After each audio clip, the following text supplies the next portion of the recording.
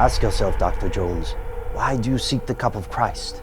Is it for his glory or your own? You can turn back now or learn the stuff they don't want you to know. Hello, thanks for tuning in. That is Matt. I'm Ben. This is Stuff They Don't Want You to Know. We're back from a vacation, which is why we had just classic episodes last week. Now, some of you who might be Indiana Jones fans probably recognize the quotation at the top. It comes from Matt and I's favorite Indiana Jones film, The Last Crusade. In that film, there's a really weird thing that happens, and this faction of the Nazi Party is questing around the Middle East looking for the Holy Grail, the cup of Christ. Weirdly enough, that's sort of based on a real event.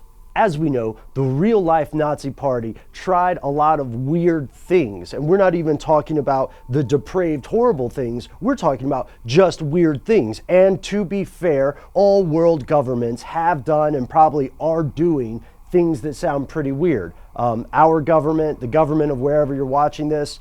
But what are three really strange things the Nazi Party did? Here's number one: expeditions. Yes, the Nazi Party did have expeditions to Tibet, to Mongolia, to parts of India, Greenland, Eastern Europe, Finland. The list goes on. And why? They were looking for mythological or lost civilizations. They were looking to create their own myths. Now remember that, because we're going to come back to that later. So back to the Grail, specifically Heinrich Himmler, pretty high up in the Nazi hierarchy, pretty high up in some occult hierarchies, at least according to his self-reported beliefs. Heinrich Himmler actually traveled to Barcelona, Spain, to look for the physical Holy Grail. Why?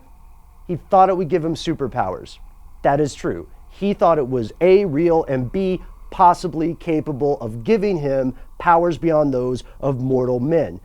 Did he find the Grail? As far as we know, he did not. He also believed, there was an author that he was a big fan of who said that the Grail might be in France. Again, in either case, we don't think he found it. We have no proof that he did. And speaking of Himmler, that leads us to number 2 on our list: occult rituals. Now, we've all seen the films and the movies like Dead Snow, where there are these cursed Nazi zombies and where people high up in the Nazi hierarchy are practicing dark magic.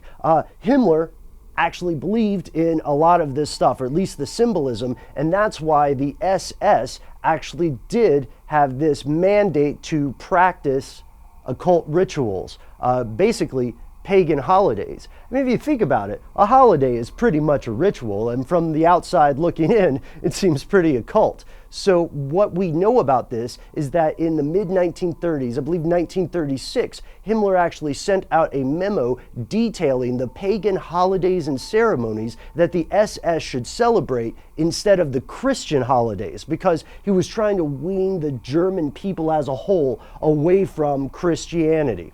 This is not the third thing. This is just something that we think is interesting. Did the Nazi Party discover nuclear power? Did they make nuclear weaponry? Well, there's a big question about that. It goes into something called Operation Epsilon, which Matt and I are going to be exploring in an audio podcast coming up, and maybe a video. It's a story for another day. Sorry for the fake out.